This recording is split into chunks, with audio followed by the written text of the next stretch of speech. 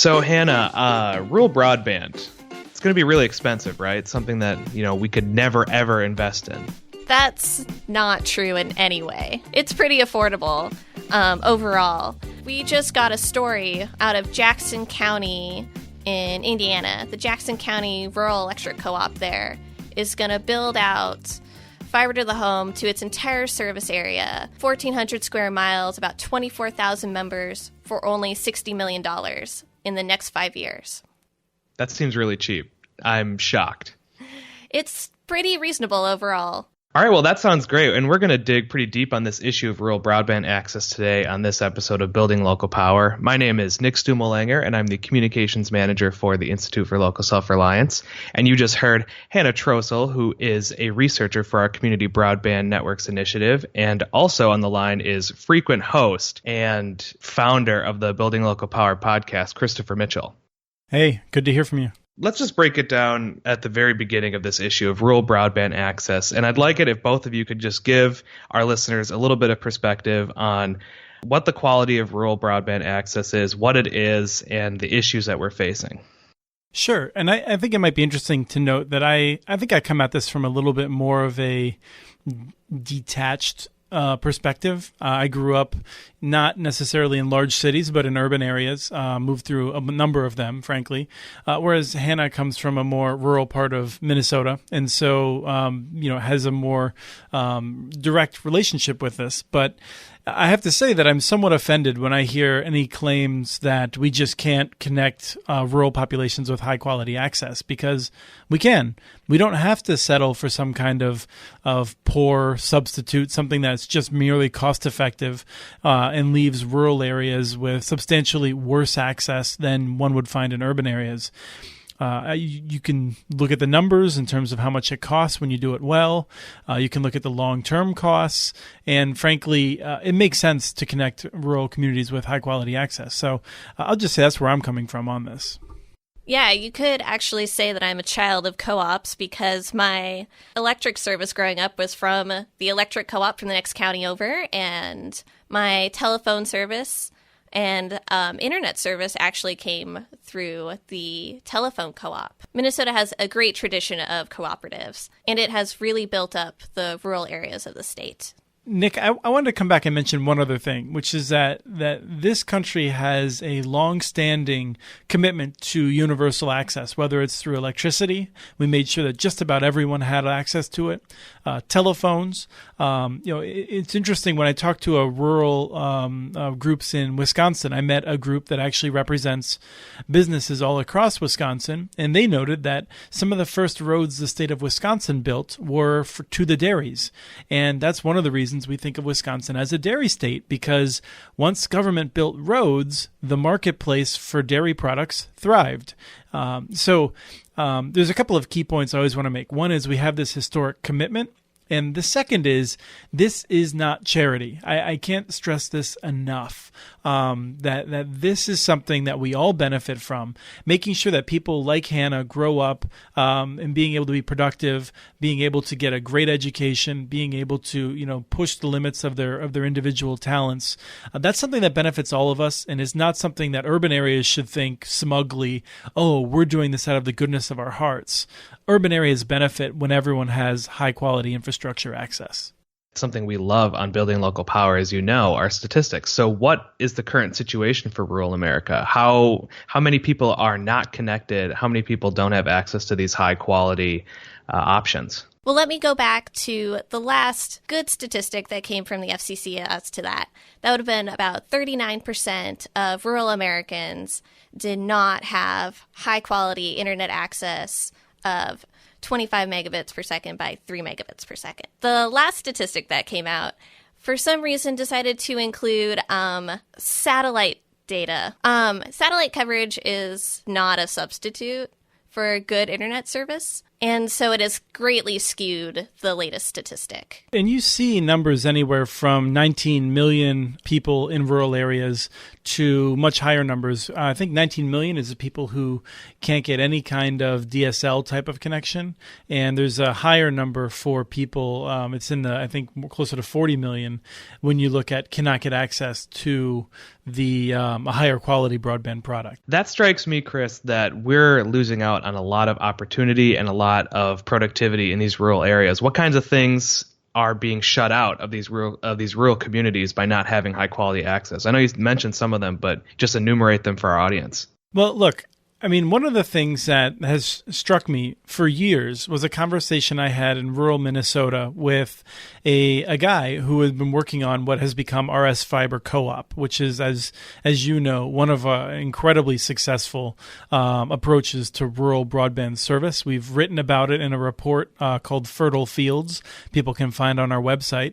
But he said that his family had been farming a piece of land for, I believe it was 4 or 5 generations. And he and his wife were concerned that if they continued to live in that area without high quality broadband, they would actually be harming their children. And they were considering moving because their children would not have opportunities if they grew in this land that their family was so attached to. And I just think that's something that families should not have to make the choice over. And frankly, they do not have to make the choice over when we get the policy right. The question is ultimately, how should we do it? What is the best approach from a perspective of quality and from a perspective of cost effectiveness to make sure that everyone has high quality service? And as I argue, and as Hannah's research has shown, we can do this. I think we can ultimately connect everyone who's on the electric grid to high quality broadband service as well, using some of these time tested methods, which are in rural areas, public ownership and cooperatives. I wouldn't say that they're equal answers. In areas that have cooperatives, that's probably the best approach. In areas that don't have cooperatives, it may be smart to first see if you can create a new cooperative or get an existing cooperative to expand near you. But there's also areas where you might have an enthusiastic local government, whether that's a city, county, township, where you can get the kind of competence you need to build a municipal network. In many cases, municipal networks are working on these issues as well. But I think when we look at the vast amounts of territory involved, co-ops are probably the best solution. And I think, Hannah can tell us more about many co-ops that have done this, but one in particular that is showing what can be done. Yeah, across the U.S., there are about 900 electric cooperatives, and about 54 of those have some sort of project for improving internet access in their communities. One of the latest ones that we saw was Tom Bigby Electric Cooperative in Alabama. They have started a project called Freedom Fiber. Freedom! Okay. So Freedom Fiber, it's going to start serving 2 towns in early September. It's going to be in one of the least served counties in the U.S. 75% of Marion County does not have access to broadband. And Tom Bigby Electric Cooperative is going to start building in the 2 largest population centers. It's only going to be about $8 million.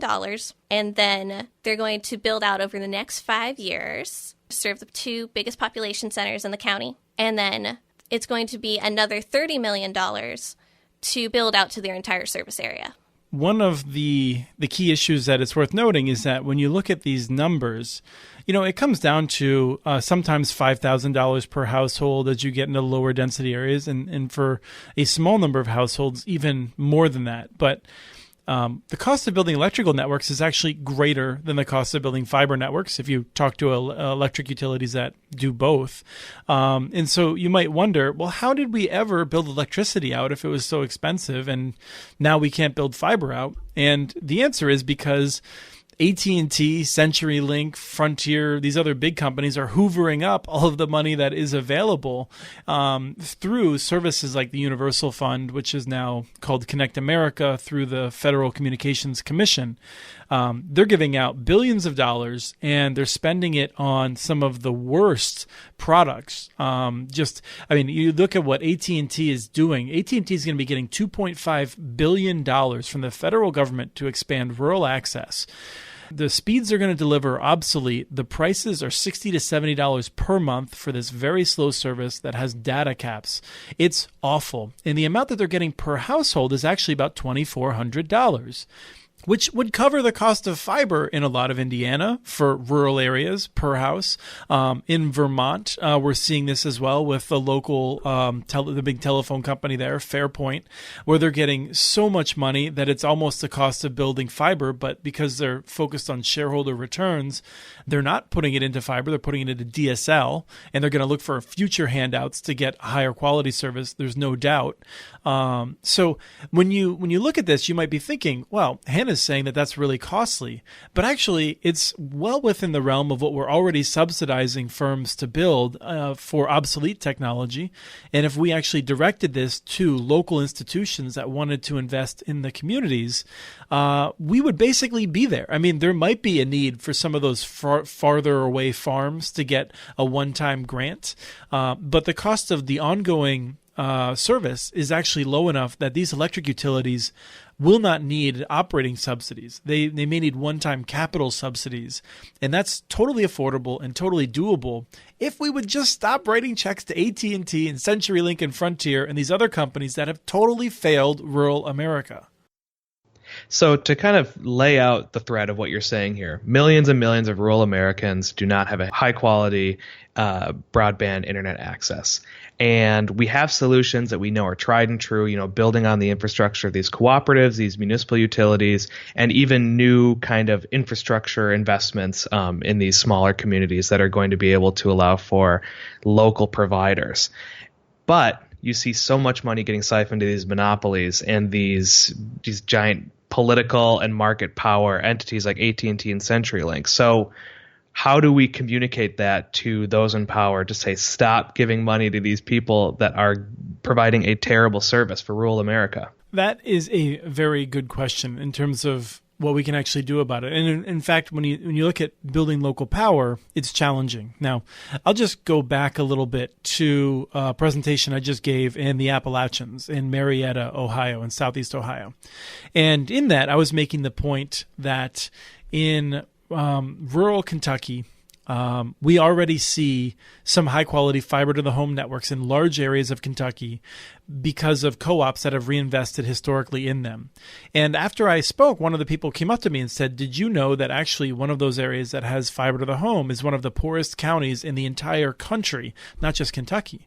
And they've been able to create jobs because of this, which I think just makes the point, first of all, that this can be done when you have the right incentives and the right investments. But if you look at other areas of Kentucky where we had local success stories, many of them are building wireless solutions. And that's because they're making very rational decisions, which is to say, the cost of building fiber is very expensive in the first few years. It's a very high capital cost. And so lower income counties, counties that have bleak job prospects and people are unfortunately feeling that they have to move out of in order to get jobs, those counties don't have the money to go and build fiber to the home. Now, in talking to them, many of them realize that over 30 years, the costs of operating and building wireless networks actually exceeds the costs of fiber optic networks. It's just that fiber optic networks are all front-loaded. And so what we have is a financing challenge that local communities themselves will really struggle to meet without innovative financing options like we saw in RS Fiber, actually. So to a limited extent, some local communities may be able to get around that. But we absolutely need the federal government to help out in these areas. And for that, we need rural folks to be educating themselves and demanding their representatives and their senators actually pursue what's best for the county rather than just what they hear is working inside the beltway of D.C. I mean, the problem is that you need a federal government solution, and that federal government solution is going to come from an area in which the only voices people listen to are AT&T and CenturyLink and Verizon and the big cable companies. So we need to break through that kind of lobbyist power in D.C. in order to make sure that we have the right programs to finance these local solutions. A point I know you made during your presentation at the Appalachian Connectivity Summit was that wireless has a little bit of a problem going through a mountain. It has a little bit of a problem going through, large areas, large fields where there may be telephone wires. And I think that's a good point to make. For anyone that is looking for a solution, it's good to look at this fiber that gets in the ground, that goes right to the house, and that you understand, person to person, that you're going to have good connectivity if you have a wire going to your house. You're able to get on the internet. You have the upload speeds, the download speeds that you need, that type of thing. Yes, I think it is worth remembering that wireless is not magic. It does have problems. I mean, particularly in areas like West Virginia, in the Appalachians, in the Rockies. Now, it is true that fiber is going to be much more expensive, and in some cases, it may be prohibitively expensive. Wireless could be a good short-term solution. But I think that we should not forget that we took electricity to just about everyone in the country.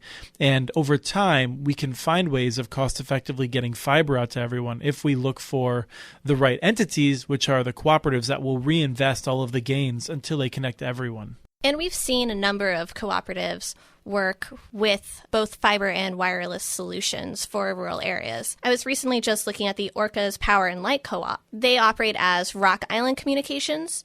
They took over an old DSL network, and then they've been building fiber to the home out in San Juan County in Washington, which is about 20 islands.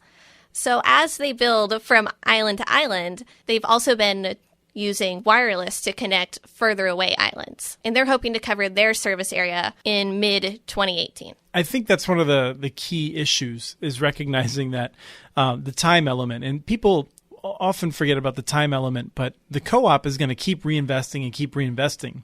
AT&T is going to keep extracting from the community. And over time, those trends they're either exciting if you're a co-op or really disturbing if you're served by AT&T. Both of you have mentioned rural electric cooperatives that are being formed around internet access, as well as municipal utilities, being able to invest in these networks for themselves.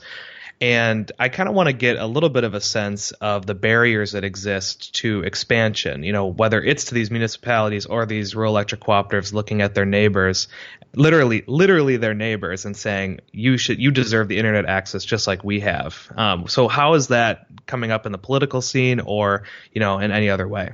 It varies from state to state. We have seen many municipalities that have their own fiber networks wanting to share it. Now, partially this is self-interested in that they have a large investment in a fixed cost of head-end investments that include a network operating center and the ability to deliver television signals and things like that, where if they can spread it across a wider base, they're going to be much less risky, and they'll have a greater return with which those who make a profit often reinvest in the community. But many communities also recognize just the benefits of a strong region. And so you see communities like Chattanooga fighting for the right to expand to their neighbors when the state will not allow them to. Tennessee has literally chosen, rather than allowing cities like Morristown, Jackson, Tullahoma, Pulaski, Chattanooga to expand at no cost to taxpayers, Tennessee is taking $45 million of state taxpayer money and trying to give it to companies like AT&T because AT&T is so powerful in the state. It's incredibly frustrating to see that municipalities that have been incredibly successful, I think Chattanooga made like $20 million in net income last year. They're not able to use that to better their surrounding communities because the state has decided instead it wants to use taxpayer dollars to throw at a company like AT&T that is literally delivering a service that is 1,000 times slower at a greater cost to the rural areas.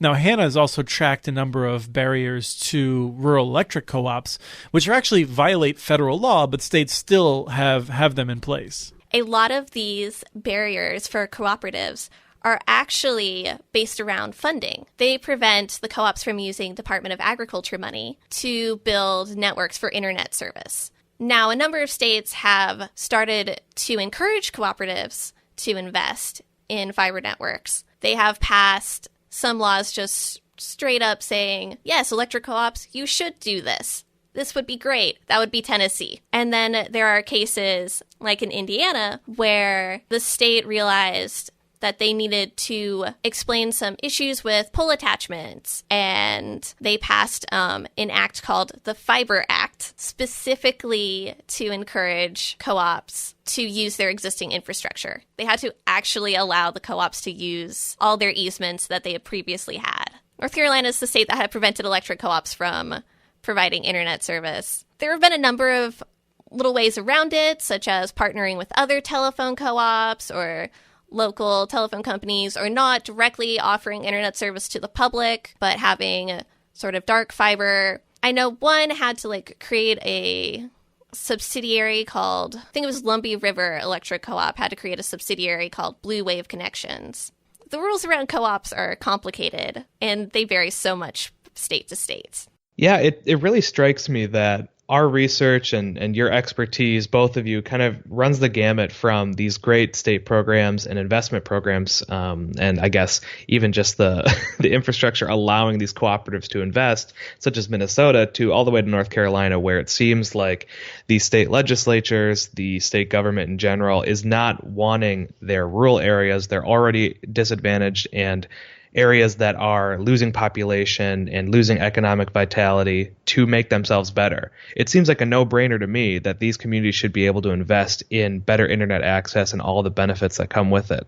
But it seems like kind of an odd thing. Why are these state legislatures so against this investment? You have to recognize that the people working in state legislatures, the elected officials, many of them mean well, and they're really trying to represent the best interests of their community. Let's give them the benefit of the doubt. I think North Carolina has some exceptions in particular, but they are very limited in their capacity. They have almost no staff to help them understand issues. Many of them are normal people who have not studied these issues in depth. They're people who have other jobs. And the only people they can get information from are lobbyists, because there is not a local group that is going to inform an elected official in North Carolina or Tennessee about the public interest view on telecom. Telecom is kind of just this forgotten thing. If you're working in energy, there's lots of environmental groups that are working it. They're still totally outnumbered, but in telecom, there's practically no one. So state legislatures are really at the mercy of these big cable and telephone company lobbyists. And that's to some extent why, even though we oppose additional barriers and we try to work with state legislatures where we can, one of the things that's so exciting about cooperatives is that largely they can make investments that work. They may have to jump through some hoops, as Hannah was describing. But people who are listening, who are served by an electric co-op or a telephone co-op, and they're unhappy with their broadband service, should contact their co-op board. And they should talk to their neighbors and organize local businesses to demand that the co-op do something about it. This is something that we have a ton of resources on at muninetworks.org, the website that houses most of our broadband work. A lot of it is work that Hannah's done. There's a number of interviews also that I've done with electric co-ops about this. So we've created a wealth of resources for people who want to learn more about how they can push their own co-ops to solve this problem for them. So as we're kind of heading to the end here, I think it would be useful for our audience to kind of have a little bit of connective tissue with some of our other Building Local Power episodes. How does internet access, how does local investment for high quality internet access fit in kind of the philosophy of the Institute for Local Self-Reliance? How does this all fit together, and can you kind of map that for us, either of you? The Institute for Local Self-Reliance is really focused on how to make the maximum use of your resources locally, how to make sure you have a lot of political and economic power locally. Without economic power, you struggle to have political power. Which is to say that if your community is dependent on jobs from Walmart and other massive firms, you probably don't have much control over the future of your community. Now, if you are generating electricity locally, that means that money you're paying for this thing that everyone uses is staying in the community. It's recycling in the community. If you are doing that with your broadband service as well, then not only are you keeping that money in the community, often you're going to have much better broadband service, which means you're going to have better job prospects. You're going to have higher property values. You're going to be a place that people want to come to, which is going to make your community more valuable, and it's going to make it easier to just have this positive cycle of investment in the community and creating kind of a virtuous circle. So it's hard to have a thriving economy today without a high quality broadband option. It will be even harder tomorrow. And without those high quality jobs and that sort of investment, it's harder to be a place that people want to live. And so this all basically comes together and helps you to be more self-reliant. So this has been such a great conversation and very informative for me, and I'm sure for our listeners, on how rural broadband kind of fits into this whole mission statement. And, something we do every week is we ask our guests for a reading recommendation. So I'd like to ask both of you, do you have a reading recommendation, watching, listening, anything that would be great for our listeners to experience? Hannah. So the book that I'm going to recommend is not at all related to this topic. It is a book that I have been reading at night. It is called The White Goddess by Robert Graves. It is a very old book. It's called A Grammar of Poetic Myth, but it's more like an autobiography about Graves' life and how his research consumed him. Great, thank you. Chris? Let me start with the book that I'm reading at night right now, which is a book called Machine Man by Max Berry. It really captures a kind of leftist, snarky author's take on an engineer approaching the world, and I'm just loving it for all these asides and things like that. If you like snark and if you like that kind of left-wing perspective, this book really nails it. And I will just also say that Max Berry's books in general, I've read most of them, really cover well what happens if we do not restrain in very large corporate power.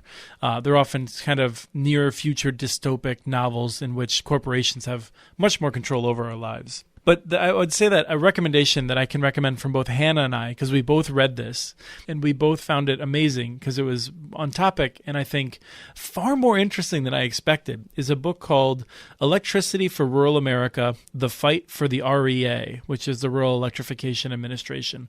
It's by Clayton Brown. It's a book that's almost 40 years old, I think. And I got it because I wanted to know the history, and I literally was thinking to myself, all right, this is going to put me to sleep for a few weeks, but I'm going to get through it. And I opened it up, and I got sucked in, and it was almost like a mystery. I just found it to be incredibly exciting, the way it was almost like this suspense thriller of how the REA came to pass, the people behind it, the interests, the talking points from the big companies at the time, which were trying to oppose these co-ops. And I have to say, if you can find it, I highly recommend it. I just wanted to add that there's a fascinating section in the middle of it about the design of a report cover. It's kind of off topic, but it's just such a human element to this book. It's about how they really liked putting red barns on their report covers to try to encourage the man who was in charge to read them because they knew he really liked red barns. Oh, that's a great small little element of that. I'll give my recommendation as well, and I'll keep it pretty short. So I've been reading a lot of short story collections this summer, and one that I can't recommend enough is The Shell Collector by Anthony Doerr.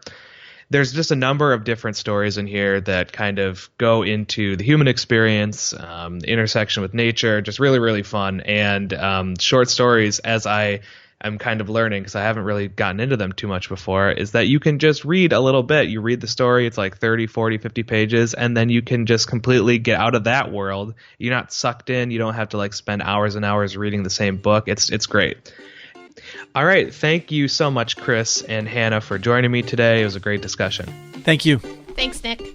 You can find all the links to what we discussed today on ilsr.org on the show page, and you can go to our website, ilsr.org/donate, to help us produce more podcasts, have more information for you, and click on the show page for this episode. You can also sign up for our newsletters, connect with us on Facebook and Twitter, and rate this podcast on iTunes, Stitcher, or wherever you find your podcast.